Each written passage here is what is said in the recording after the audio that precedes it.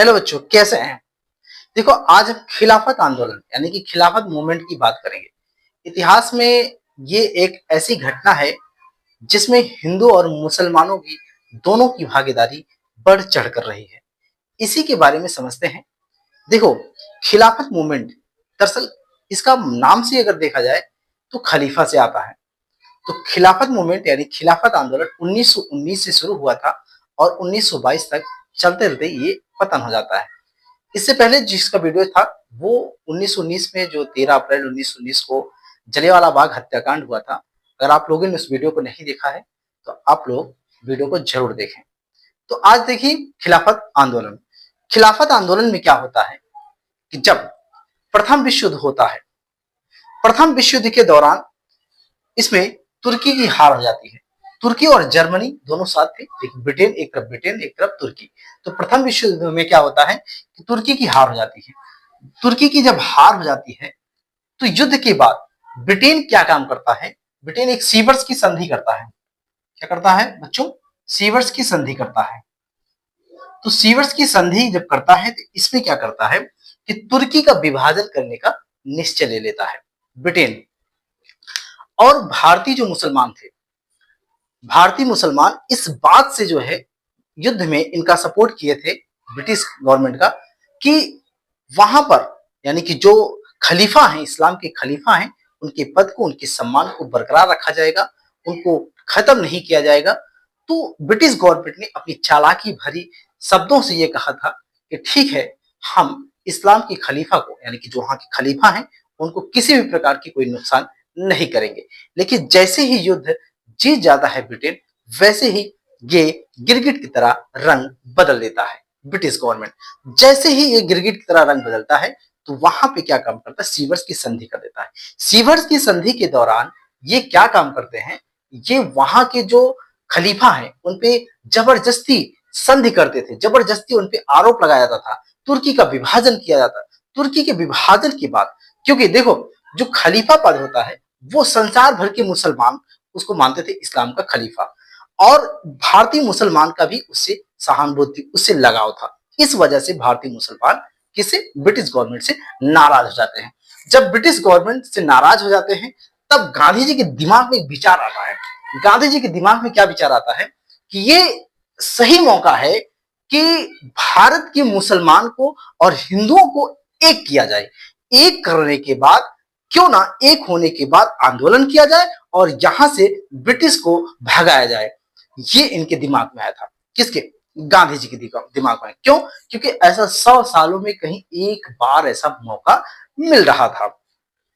तो गांधी जी ने मुसलमानों के साथ सहानुभूति व्यक्त की और हिंदू मुस्लिम एकता का सुनहरा अवसर देखे। जब ये सुनहरा अवसर देखे उसी समय मोहम्मद अली जिन्ना ने इन्हें आगाह कर दिया, सावधान कर दिया।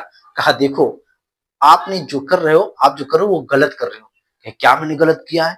कह देखो यार, ये राजनीति में धर्म लाने की कोई आवश्यकता नहीं है। ये जिन्ना का वर्ड था। जिन्ना ने गांधी से कहा कि देखो, राजनीति में धर्म लाने की कोई आवश्यकता नहीं है। ठीक है, जब धर्म लाने की कोई आवश्यकता नहीं है तो क्यों आप धर्म ला रहे हैं? और भी आगाह कर दिया था। क्या कर? जो भारतीय यहाँ पे उलेमा वर्ग है यानी कि जो भारत के मुसलमान हैं और भारत के जो मुसलमान के अनुयायी हैं, उन्होंने कहा कि देखो, जो धार्मिक नेता थे यानी उलेमा वर्ग थे और जो अनुयायी थे, उनके क्या नाम है, उनकी कट्टरता को प्रोत्साहित ना किया जाए। अगर उनकी कट्टरता को प्रोत्साहित करोगे तो नतीजा बुरा ही निकलेगा। ये मोहम्मद अली जिन्ना का वर्ड था। तो कहने का मतलब है कि मोहम्मद अली जिन्ना ने खिलाफत आंदोलन का समर्थन नहीं किया था। बात क्लियर हुई? अच्छा, तो सितंबर 1919 में बेटा क्या हो जाता है? सितंबर 1919 में बेटा अखिल भारतीय कमेटी का गठन हो जाता है। अखिल भारतीय खिलाफत कमेटी का, यहाँ पे खिलाफत कमेटी है। हाँ बेटा, अखिल भारतीय खिलाफत कमेटी का गठन हो जाता है यानी कि ऑल इंडिया खिलाफत कॉन्फ्रेंस का गठन हो जाता है। 21 सितंबर 1919 को अखिल भारतीय खिलाफत कॉन्फ्रेंस की लखनऊ में बैठक होती है। लखनऊ में बैठक होती है। उसके बाद 17 अक्टूबर, इसी बैठक में 17 अक्टूबर 1919 को खिलाफत दिवस मनाने का निर्णय लिया जाता है कि क्यों ना 17 अक्टूबर को हम खिलाफत दिवस मनाने का निर्णय लेते हैं। तो आगे चल के क्या होता है कि 23-24 नवंबर को प्यारे बच्चों 24 नवंबर को दिल्ली में अखिल भारतीय खिलाफत कमेटी की बैठक यानी कि अधिवेशन होता है। उसमें गांधी जी का अध्यक्ष चुना जाता है, गांधी जी को अध्यक्ष चुन लिया जाता है कि चलिए ठीक है, आप गांधी जी को अध्यक्ष बनाने के बाद क्यों ना हिंदू मुस्लिम एकता है तो एक बना रहेगा, अपना काम चलता रहेगा। इसमें मौलाना मोहम्मद अली, शौकत अली, डॉक्टर अंसारी, हकीम अजमल खान, हसरत मोहानी, अबुल कलाम आजाद के सहयोग से खिलाफत आंदोलन जोर पकड़ा हुआ था। बहुत अच्छे तरीके से खिलाफत आंदोलन चल रहा था। किसके नाम से एक बार जरा दिमाग में रख लेना है। मौलाना मोहम्मद अली और शौकत अली, इन दोनों को अली बंधु कहा जाता था। क्या कहा जाता प्यारे बच्चों? अली बंधु कहा जाता था। और खिलाफत आंदोलन शुरू करने का श्रेय ही अली बंधुओं को दिया जाता है। तो जो खिलाफत आंदोलन है वो किसे शुरू करने का श्रेय जाता है? अली बंधुओं को। अली बंधु मतलब है कि शौकत अली और मोहम्मद अली को। उसके बाद हकीम अजमल खां, यानी कि जो खिलाफत आंदोलन चल शुरू हो रहा था, तो हकीम अजमल खां अपनी पदवी, कौन सी पदवी थी? हाजी उल मुल्क की पदवी त्याग दिए थे। और ये पदवी उनको मिली थी 1908 में ब्रिटिश गवर्नमेंट के द्वारा। नाराज होकर, नाराज होना भाई स्वाभाविक था, नाराज होकर उन्होंने क्या कर दिया? उन्होंने हाजी उल मुल्क की पदवी त्याग दी थी। अमृतसर में 1919 में मुस्लिम लीग का एक अधिवेशन होता है और इस अधिवेशन में ये क्या काम करते हैं कि बकरीद पर गौवध को निषिद्ध कर देते हैं। यानी कि वो ये कहते हैं कि अब से जो बकरीद पर गायों को काटा जाता है, अब गाय नहीं काटा जाएगा, है ना? क्यों नहीं काटा जाएगा? क्योंकि हिंदू मुस्लिम एकता की बात इन्होंने कर रखी थी।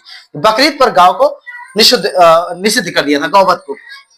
अब उसके बाद क्या होता है कि 20 जून 1920 को, ध्यान रखना है प्यारे बच्चों, 20 जून 1920 को कहां पे प्यारे बच्चों? इलाहाबाद में। कहां पे? इलाहाबाद में अखिल भारतीय खिलाफत कमेटी जो है उसको मीटिंग बुलाई जाती है और इस मीटिंग में कहा जाता है कि भैया गांधी जी, आप असहयोग आंदोलन का नेतृत्व कर लो, है ना? आप असहयोग आंदोलन का नेतृत्व कर लो। तो इसमें कांग्रेस भाग लेता है और कांग्रेस जब भाग लेता है तो एक व्यक्ति ऐसे हैं जिनको ये पसंद नहीं होता है। वो कौन है? मदन मोहन मालवीय। मदन मोहन मालवीय ऐसे व्यक्ति हैं जो कांग्रेस में खिलाफत आंदोलन यानी खिलाफत कमेटी में भाग लेने के दौरान ये कड़ा विरोध करते हैं। इससे पहले मैंने आपको बताया था कि जो मोहम्मद अली जिन्ना है, मोहम्मद अली जिन्ना ने भी इसका यानी कि खिलाफत आंदोलन का विरोध किए थे। उन्होंने इस बात का विरोध किए थे, क्यों? क्योंकि कहा भैया गांधी जी, आप राजनीति में धर्म बिल्कुल न लाइए। बात क्लियर हो गया? उसके बाद 1 अगस्त 1920 को असहयोग आंदोलन शुरू करने की तिथि निश्चित की गई, यानी कि 1 अगस्त 1920 को असहयोग आंदोलन शुरू किया जाएगा। बाद में तुर्की में क्या होता है? तुर्की में मुस्तफा कमाल पाशा के नेतृत्व में सरकार बनती है, यानी कि मुस्तफा कमाल पाशा के नेतृत्व में क्या होता है? खलीफा पद को समाप्त कर दिया जाता है। क्या? खलीफा पद को बच्चों क्या करते हैं? समाप्त कर देते हैं। ये खलीफा पद को जब समाप्त कर देते हैं ये आंदोलन अपने आप पतन की ओर चल पड़ता है, क्योंकि इनका मोटिव ही यही था कि खिलाफत यानी कि जो इस्लाम की खलीफा है उनके सम्मान को पुनर्जीवित करना था।